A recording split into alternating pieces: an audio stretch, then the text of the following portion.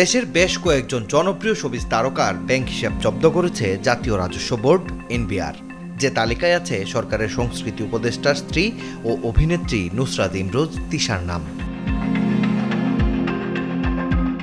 তিশা ছাড়াও এনবিআর কর অঞ্চল 12-র সহকারী কর কমিশনার কাজী রেহমান সাজিদের সই করা চিঠিতে আরও আছে চিত্রনায়িকা মৌসুমী, চিত্রনায়ক বাপ্পা রাজ, চিত্রনায়িকা নুসরাত ফারিয়া, অভিনেত্রী সাবিলা নূর, চলচ্চিত্র অভিনেতা আহমেদ শরীফের নাম।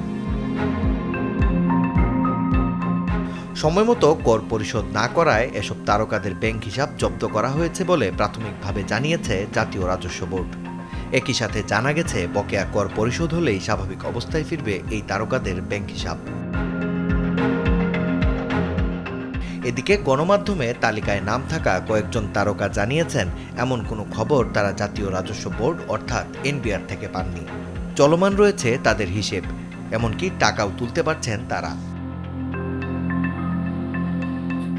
এনবিআরের ঊর্ধ্বতন এক কর্মকর্তা গণমাধ্যমকে জানিয়েছেন সময়মতো কর পরিশোধ না করায় বেশ কয়েকজন তারকার ব্যাংক হিসাব ফ্রিজ করা হয়েছে।